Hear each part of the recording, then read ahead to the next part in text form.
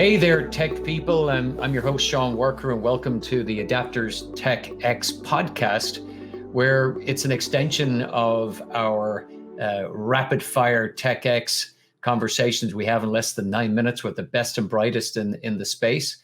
Delighted to have a conversation going on and continuing the conversation about the business tech trends in travel, retail, and hospitality, and supported by our team at Hunter Gather and our friends over at No Vacancy with Glenn Hausman, if you really want to learn more about hospitality and trends in hospitality.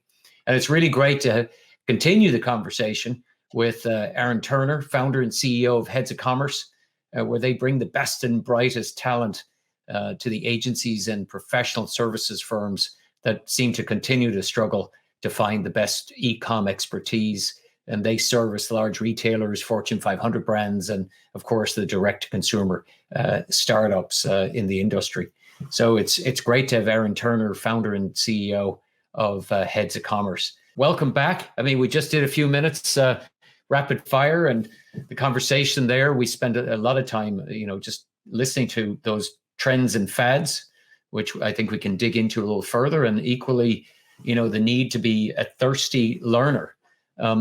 If I can go back to you and those that would like to hear more about Heads of Commerce, check out AdaptersTechX, the short version on adapters.net. So, Aaron, you've been around the tech scene back in eBay, and I think it'd be very interesting for our followers to hear your career and what drove the path forward and how you became such a well-known figure in e-commerce. How did it all start?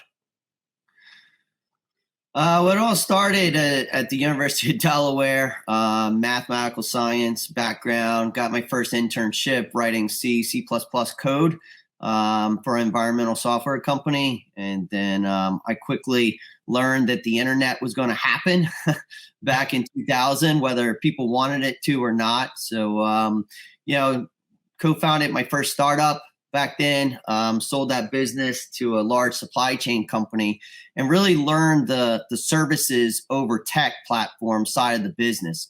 And really was fascinated with, the business challenges that companies were having in warehouses, especially in the direct consumer space, with e-commerce just starting back in the early 2000s, and really unpacking that problem and figuring out software solutions to meet that problem. And because there wasn't great platforms out there, there needed to be awesome services teams that would build custom software on top of these platforms.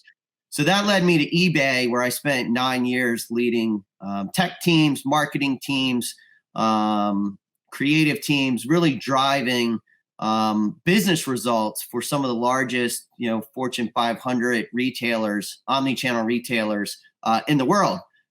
Brands like Dick's Sporting Goods, NFLshop.com, ToysRUs.com, and really learning how these enterprises really understood retail, but really did not understand direct-to-consumer e-commerce.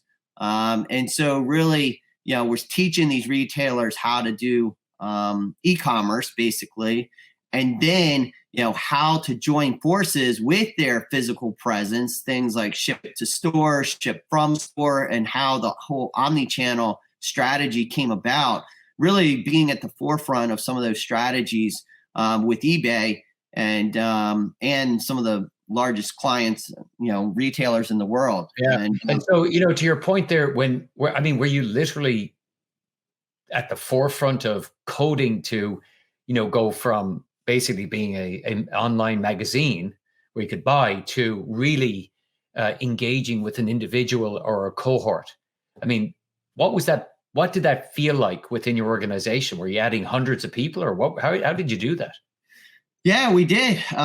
We grew from a startup all the way to hundreds, and then ended up thousands of people focused on direct consumer commerce, and it was focused on a company's brand first and foremost, and what their customer vision was, and then figuring out technology strategy, marketing strategies, creative strategies that resonated with that specific customer, because it's not a one size fits all kind of rule. And I think that's one thing that's really changed in the industry, right? I remember days where people were sending billions and billions of, the same email to the same people.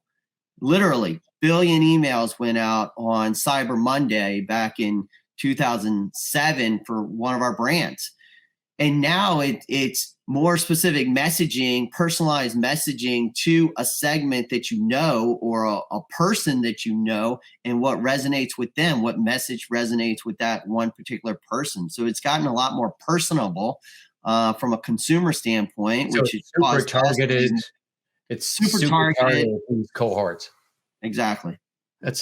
So when you look at right now, and we come up to today and all the stuff you've done, what's your perspective on what it looks like over the next couple of years? Let's say 2 years. What do you see as these gargantuan steps, or are we talking just polishing off and improving what we got?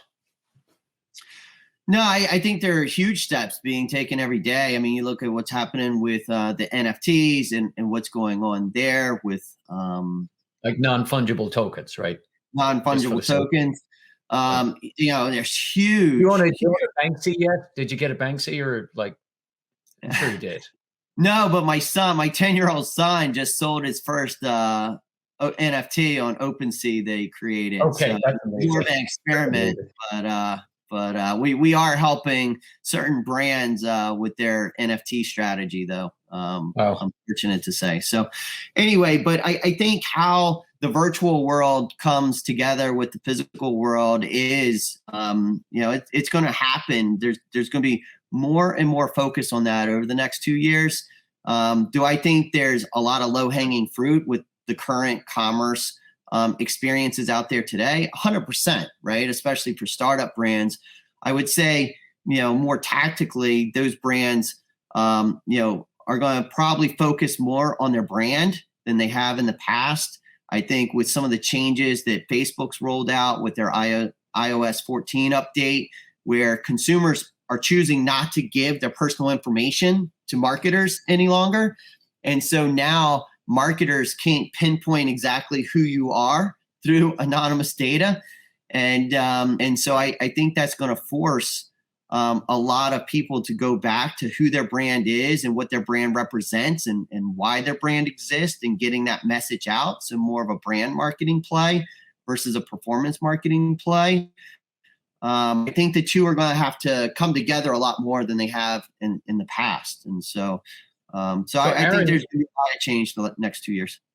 So a question for you, and it just came to mind about IP, right?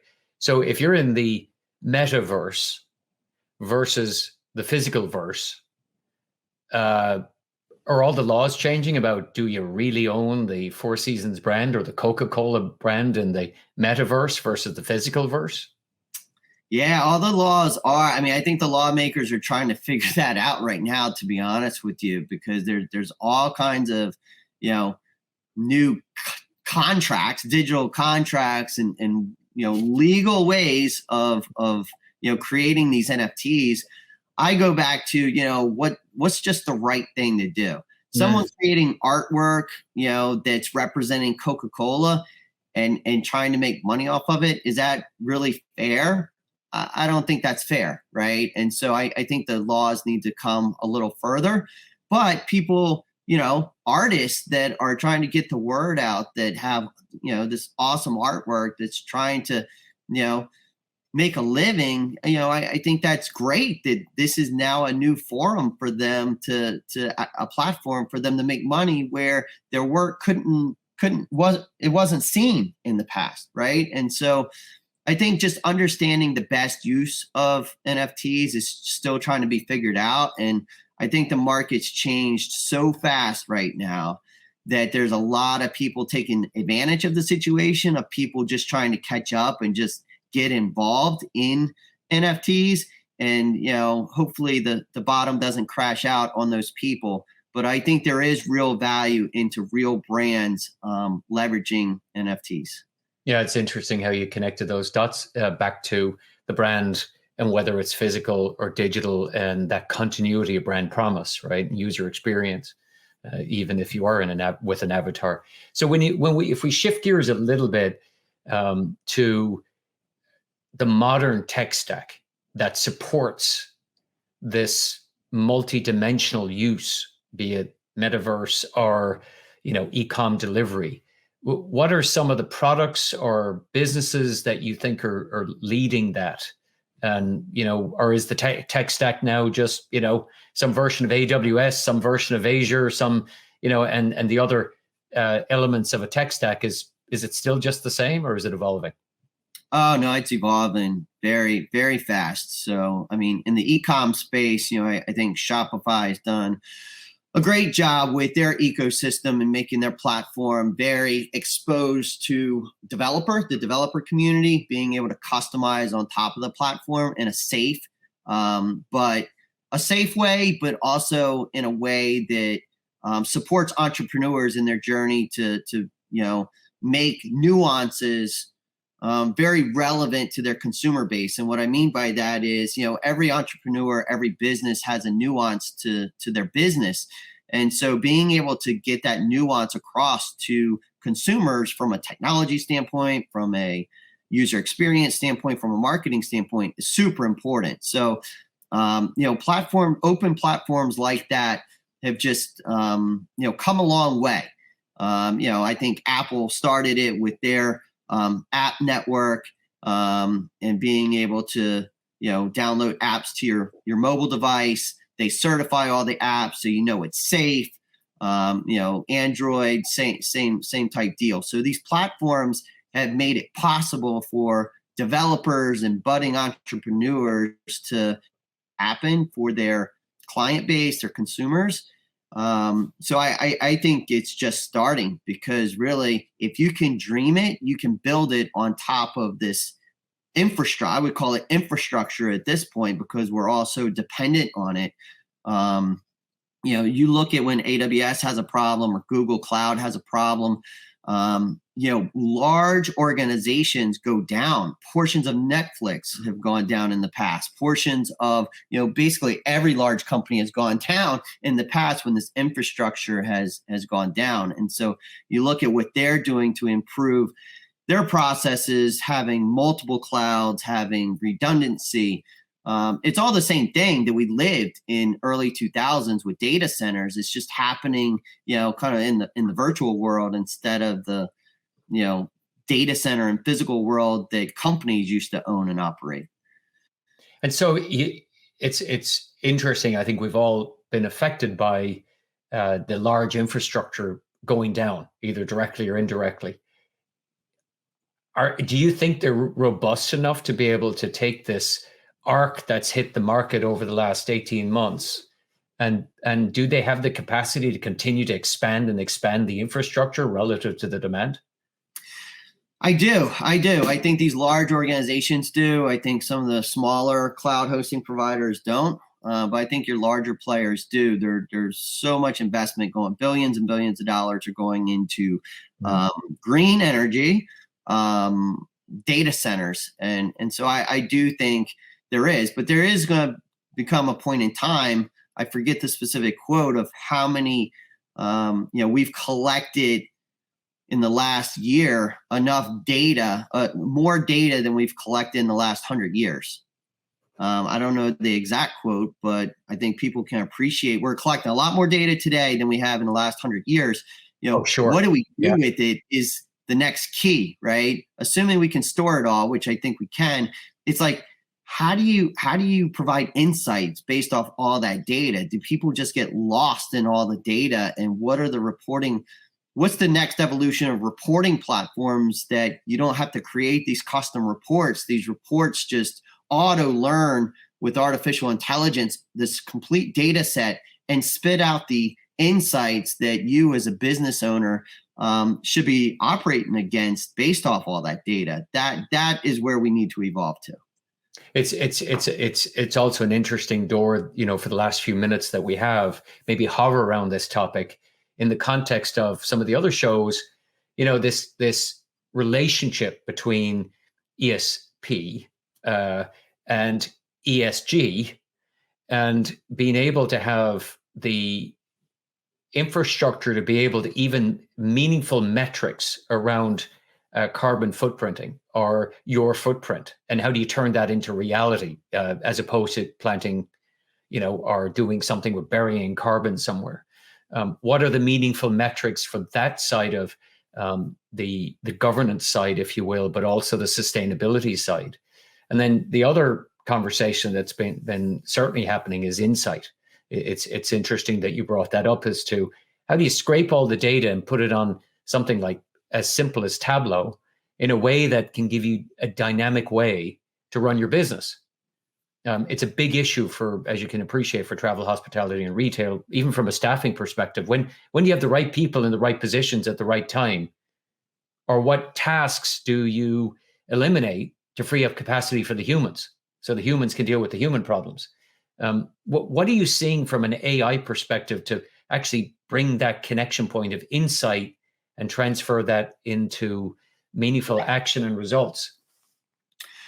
Yeah, I've seen a lot more technology being able to aggregate different data sources automatically without the need for programming or tech. So these connectors that automatically pull in, Google Analytics data, Shopify data, Adobe data, and be able to put all the data in one data source. So I think the world's made some significant changes over the last 12 to 24 months in that area.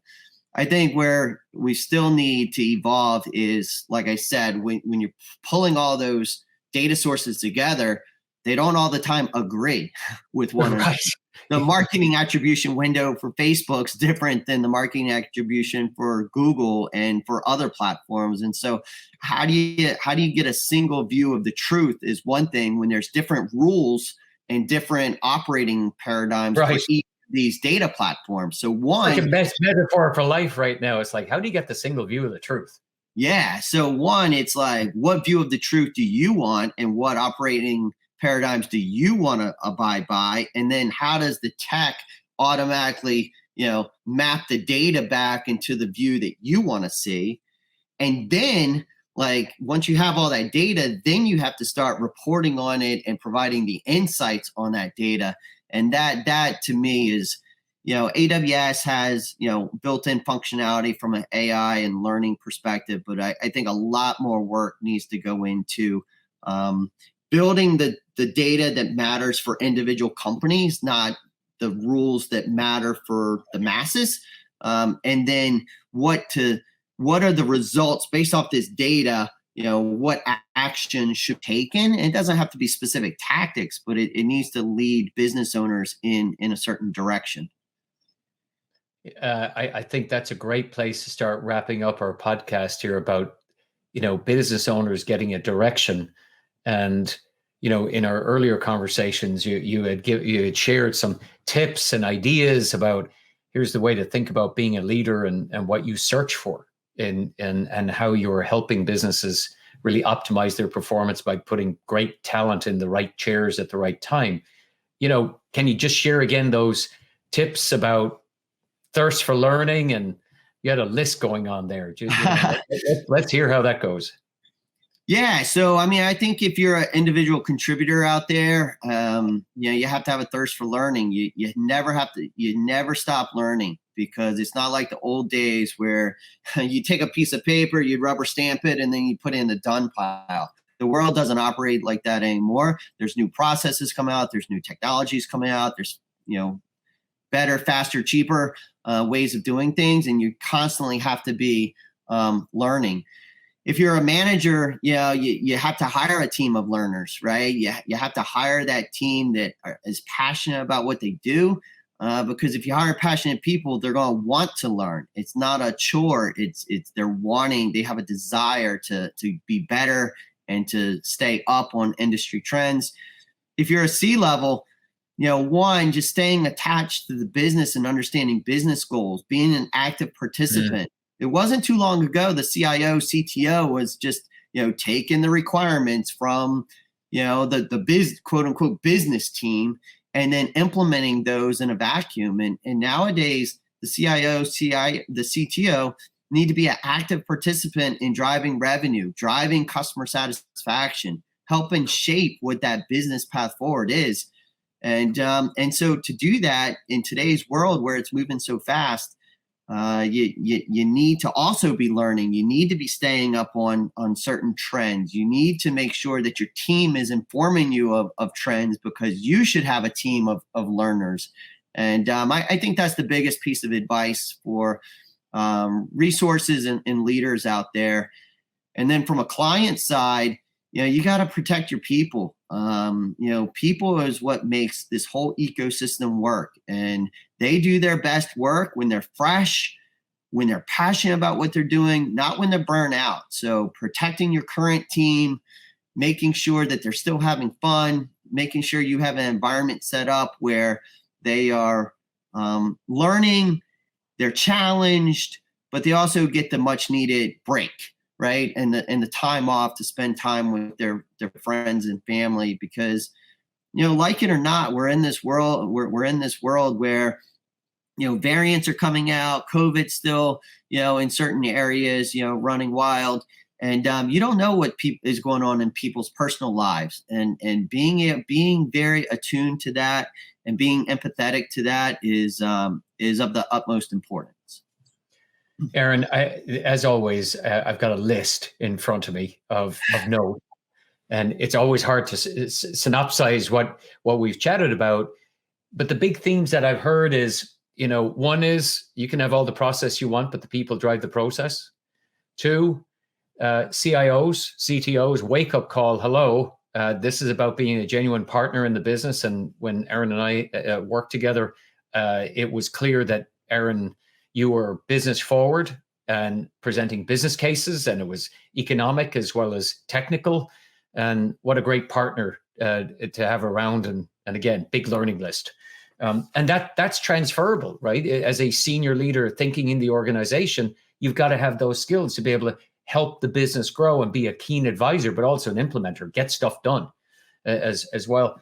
And then it's interesting when you keep mentioning Shopify, Adobe, the ecosystem of Facebook, the pressure that Apple has put on the world of privacy, with saying, giving the right back to the customer, even though that could be a whole long conversation separately.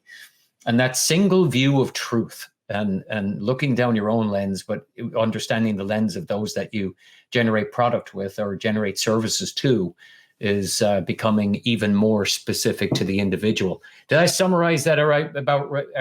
Aaron, am I about right on that, or what did I leave out? Yeah, no, that was awesome. That was awesome. I'll have to capture that for my own benefit. That was a great synopsis. Well, we'll see. We've had nearly half an hour now with Aaron, and it's been great spending time with you. Thanks for making the time. I know you're super busy. And for everybody out there, thanks for listening. This is the adapters.net. You can find us there and other places, as well as on T5 Strategies. We published a book that's available on all good resellers, including Amazon.com and others. And thanks to our partner podcast at No Vacancy Live with Glenn Hausman, the team at Hunter Gatherer. And we're just delighted to be able to bring the best and brightest minds for you to listen to and us to ask some questions. So from the AdapterTechX team, keep on clicking. Thanks, Aaron. We really appreciate it. Thanks, Sean. Thanks for having us.